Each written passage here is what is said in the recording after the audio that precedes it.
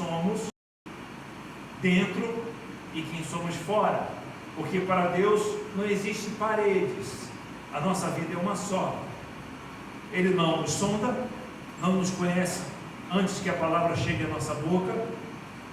Então Deus nos chamou para sermos um povo que o representa com palavras, com vida, que são um espelho do que somos por dentro. E é do coração que procedem os maus desígnios. Então por isso nós temos que tratar o coração. Somos uma nação, um reino de representantes. Esses representantes precisam estar bem representados. Nós representamos o Deus eterno, imortal, invisível, mas real. Às vezes nós perdemos essa dimensão. Somos um reino de sacerdotes. Deus nos chamou para o representar. E Deus reafirmou isso para Israel. Deus escolheu Israel para que isso fosse feito. Será que Israel fez isso? Vamos em frente. Isaías 42, eu tenho o texto na tela. Isaías 42, versos 5 a 7. Então veja, já passamos o período chamado histórico, o Pentateuco, já passamos ali pelos livros de Moisés, já passamos pelos históricos, já passamos por Samuel, Reis, Crônicas, já passamos pelos Salmos, já passamos por Provérbios e agora já chegamos nos Profetas. O que diz Isaías 42, versos... o texto deveria estar aqui. Então eu vou ler. 5, 7. Não sei, mas deveria estar na tela. Foi, né? Sumiu. Tem problema. Mas o bom de ter a Bíblia por perto é para isso, né? Então o texto pode sumir da tela, mas está aqui para nos socorrer. Isaías, primeiro profeta dos chamados profetas maiores. Não que Isaías fosse maior, mas assim, para o nosso entendimento, está escrito capítulo 42, versos 5 e 7. Assim diz Deus, o Senhor. Quem está dizendo, irmãos? Deus. E Ele é o quê? O Senhor. Quem tem a autoridade, quem manda, que criou os céus e os estendeu, formou a terra e a tudo quanto produz, que dá fôlego de vida ao povo que nele está e o espírito aos que andam nela. Eu, o Senhor, te chamei em justiça, tomar-te-ei pela mão e te guiarei e te farei o que, irmãos?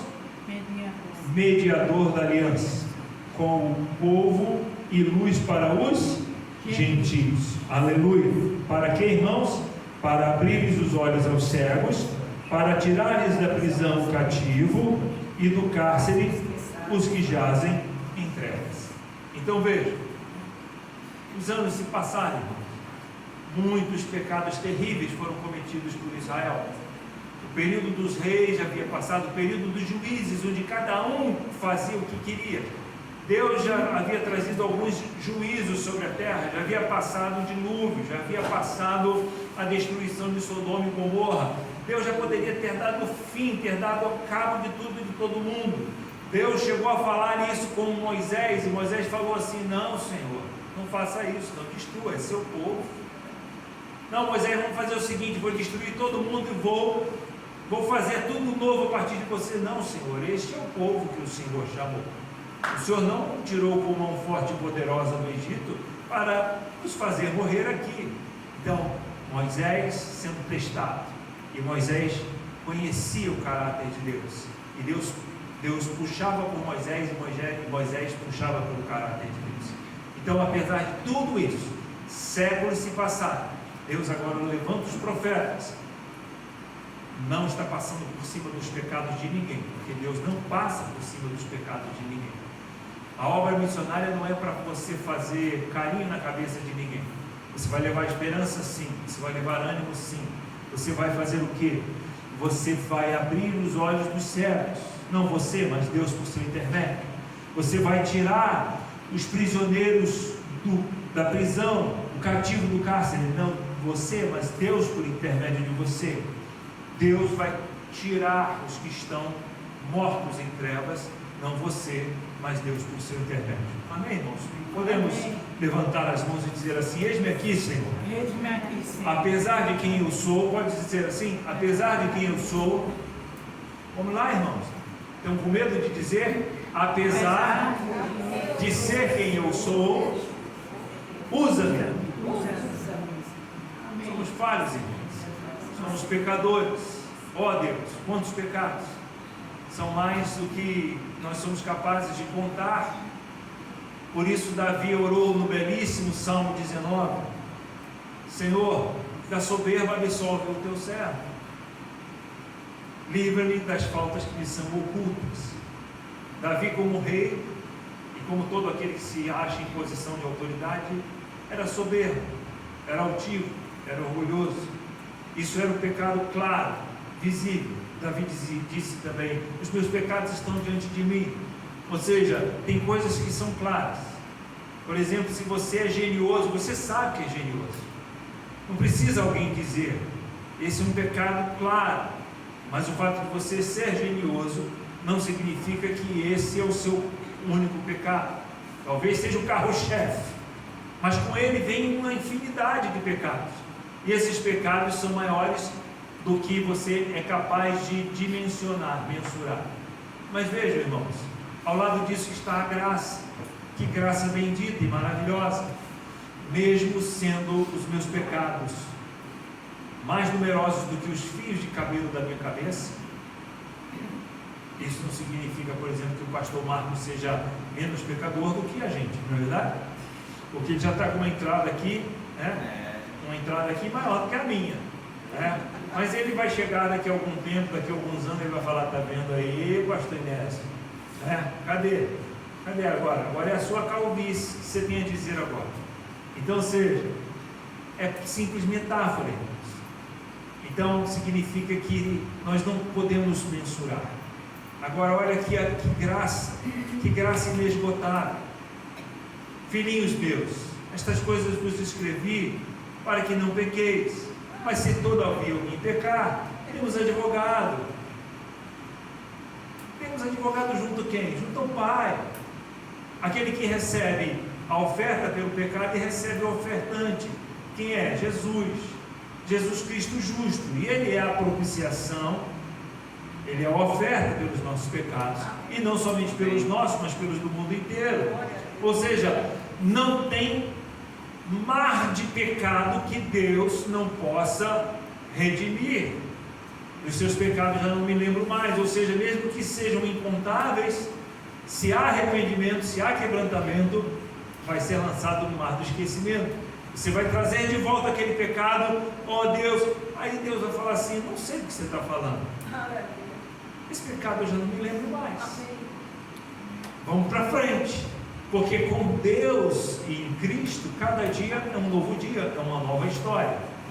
Mas é uma nova história que está dentro da grande história. E nós estamos analisando a grande história, a pequena história. A grande história, a pequena história. Então, vejam, nós estamos aqui no palco, mas por trás, por cima, por baixo, por diante, existe o Deus da história. E o Deus da história é o Deus que se movimenta, é o Deus missionário, é o Deus que chama o povo, que apesar dele, Deus o escolheu para usá-lo como seu representante, perto e longe. Quantos creem nisso? Digam amém. Amém. Vamos seguir. Pastor Marcos, eu tenho até que hora? 10h30? Ok. Então vamos lá. Agora, o que aconteceu, irmãos? A adoção dos elementos pagãos. Preocupação demais com a identidade racial. Nenhuma preocupação com os perdidos. Então, por que Israel perdeu o poder do seu testemunho? Pelo que está acima. Perdeu o seu poder de testemunhar porque passou a adotar elementos dos deuses pagãos daquela terra. Deus foi muito claro, irmãos. E olha, se tem uma coisa que Deus é claro. Se tem uma coisa que Deus é é assim, ele não deixa dúvidas. Deus não é homem para que minta, nem filho do homem para que se arrependa.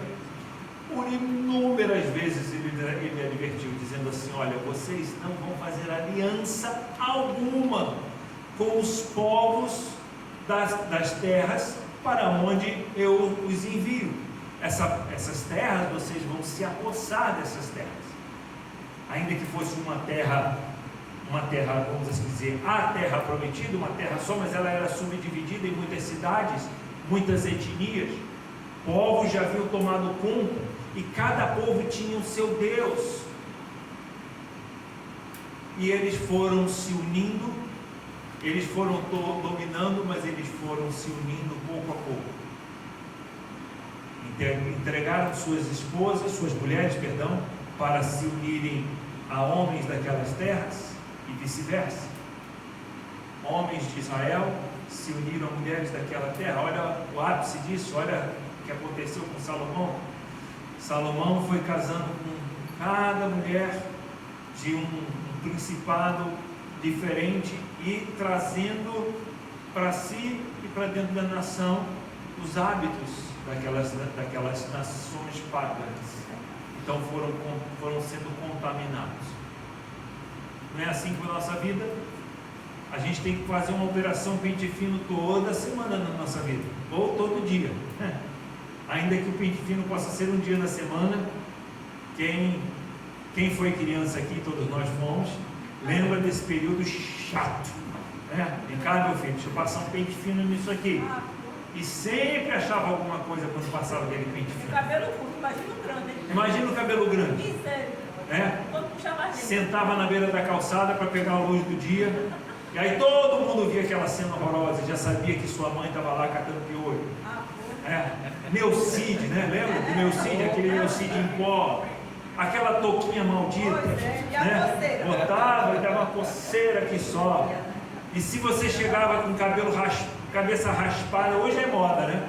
Cabeça raspada é moda, é moderno, né? Mas naquele tempo, se você chegava de cabelo raspado ou de touquinha, já sabia, piolho. Só que aquele que estava falando hoje já tinha passado por isso, ou passaria por aquela situação logo. É assim o pecado, né? Uma miséria. Está na cabeça de todo mundo, mas é mais fácil apontar para a cabeça do outro do que para a sua própria. Todos nós, ainda que não sejamos mais crianças, não tenhamos piolho, nós precisamos criar a nossa operação pente fino. Por quê? Porque hoje o paganismo ele entra sutilmente pelas redes sociais. O paganismo e as novas doutrinas, os novos ensinamentos, as obras de Satanás, elas continuam agindo no mundo por intermédio da cultura fortemente. E hoje a maneira mais forte e poderosa da cultura pagã, da cultura demoníaca, das ideologias não bíblicas entrarem, por isso aqui, pela tela, seja de uma rede social, seja de um streaming, que é aquele aplicativo que você tem, aquele portal que você vê filmes, você vê séries, e ali alguma coisinha está sempre entrando, para que você torne normal o que não deveria, você ache normal o que não deveria achar, e que você deixe de afirmar os seus absolutos, que são, por exemplo, a doutrina bíblica. Você deixa de ter o seu absoluto começa a ser relativizado, o que era verdade já não é tão verdade, o que era inegociável já é negociável. Todo mundo faz, todo mundo é. Qual o problema? Eu amo a Deus.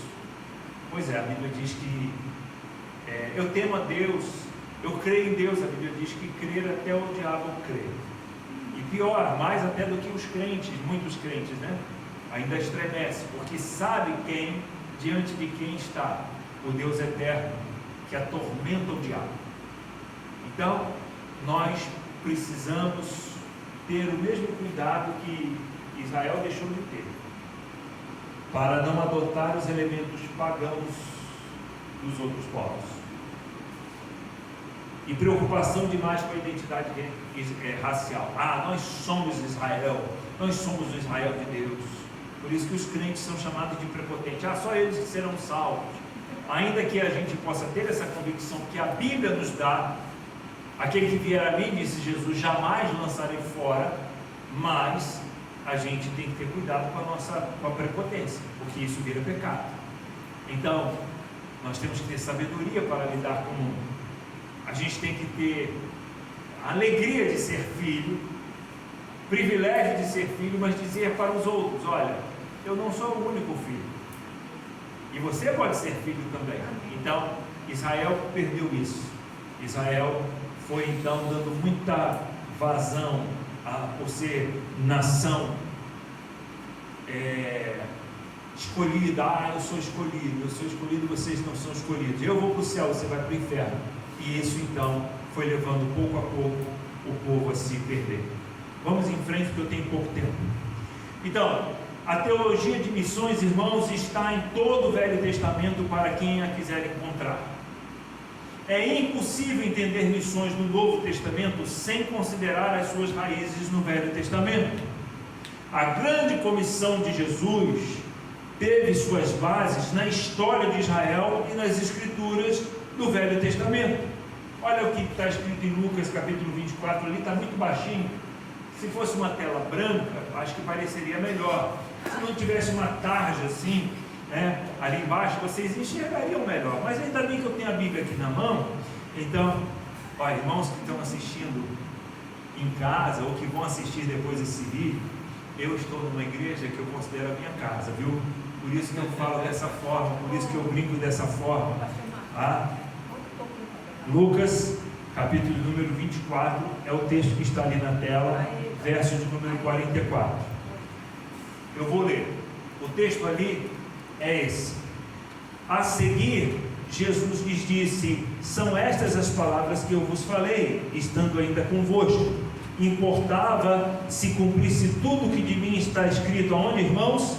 Na lei de Moisés, nos salmos e nos profetas. O Senhor Jesus está sintetizando o Antigo Testamento. Está dizendo assim: tudo que está escrito no Antigo Testamento apontava para mim, dizia ao meu respeito. O que vocês estão vendo agora é o cumprimento da lei de Moisés, dos salmos e dos profetas, só que na sua perfeição. Quantos podem dar glória a Deus por isso? Glória a Deus. Em Jesus nós encontramos o Deus perfeito, o Deus real, invisível, se manifestando, se mostrando e se revelando. Vamos em frente. Esse homem, para quem não conhece, foi um teólogo, morreu há poucos anos, chamado John Stott. E John Stott foi um homem que teve uma visão missionária, no meu entendimento, uma visão missionária perfeita. Você encontra nos escritos de John Stott teologia, piedade e missão. E ele diz: não seria possível selecionar um texto mais curto. Se queremos estabelecer uma base bíblica adequada para a missão cristã. Ele se referia a todo o Antigo Testamento. Ele está dizendo que não seria possível selecionar um texto mais curto do que todo o Antigo Testamento. Então, todo o Antigo Testamento vai estabelecer a base bíblica correta para a missão cristã. Então, se você e nós, isso terá que ficar, obviamente, para uma outra aula, para um outro dia, onde eu falo sobre a história bíblica de missões no Novo Testamento. Seguindo, a fé genuinamente, olha, aqui é o que eu vou para as nossas aplicações, tá bom? Guarda isso. A fé genuinamente bíblica é uma fé que, se não for missionária, ela negará a sua razão de ser. Ou seja, a fé bíblica genuína é uma fé missionária. Então, se você quer entender e expandir nesta manhã a compreensão das dimensões da sua fé, você precisa entender que a fé bíblica é uma fé cuja raiz e cujo fim é movimento, é missionário. E ainda, quero afirmar nesta manhã que a fé genuinamente bíblica é uma fé tão coerente e profunda quanto as necessidades humanas. Então, a fé que Deus nos deu e a teologia para a aplicação dessa fé, ela vai envolver todas as necessidades, todas as demandas e toda a complexidade humana. A fé bíblica, a fé que se movimenta, é uma fé que se encaixa perfeitamente para você, para mim, para o africano, para o indiano, com todos os seus dilemas culturais, com todos os seus desafios, com todas as suas deformidades. A fé genuinamente bíblica é uma fé tão coerente e profunda quanto as necessidades humanas. A igreja, irmãos, a igreja peregrina é por sua própria natureza missionária. Vamos ler todos juntos? Olha lá para a tela. A igreja peregrina é por sua própria natureza, o que, irmãos? Missionária. E aqui eu concluo dizendo qual é o resumo desta introdução à teologia bíblica de missões no Velho Testamento. Deus decidiu mover-se para anunciar a redenção através de um povo eleito. Deus fez de mim e de você um povo eleito. A igreja de Cristo, aqueles que estão conectados à mesma fé que houve em Abraão, foi determinado por Deus. Essa fé que nos conecta foi determinada por Deus para que nós o representemos. Nós somos espiritualmente filhos de Abraão, filhos de Isaac, filhos de Jacó, os patriarcas. Para chegar em Jesus, nós somos filhos de Deus em Jesus. Aquele que não poupou seu próprio filho, antes por todos nós o entregou. Então, que representante de Deus, de Cristo, do Espírito, somos nós nesse mundo.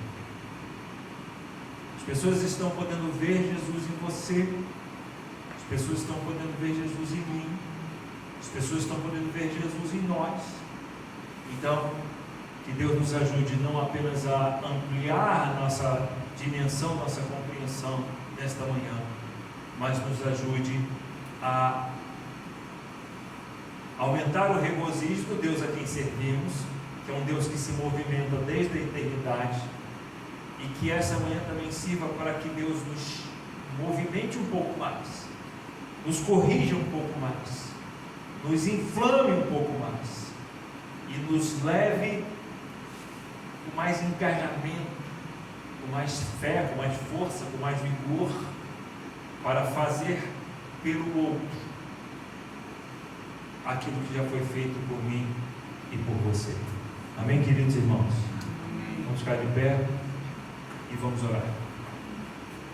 Vou chamar minha esposa aqui à frente, a Rose, missionária Rose, para fazer essa oração.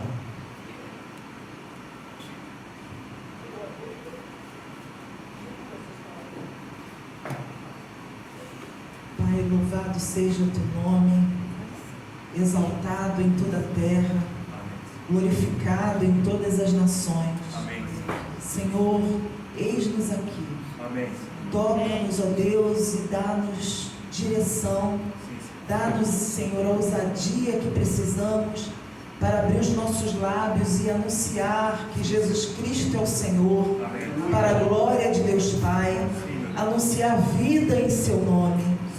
Pai, em nome de Jesus, aqueça o nosso coração, encha-nos, ó Deus, de temor, do santo temor, diante da comissão que o Senhor nos entregou, de sermos reinos de sacerdotes, que nós possamos nos colocar à tua disposição, para que o Senhor faça através de nós aquilo que o Senhor planejou desde a eternidade, Senhor. Que todos os povos reconheçam a tua soberania, a tua bondade, o teu amor, a tua eternidade, Senhor. em nome de Jesus. Amém. Amém.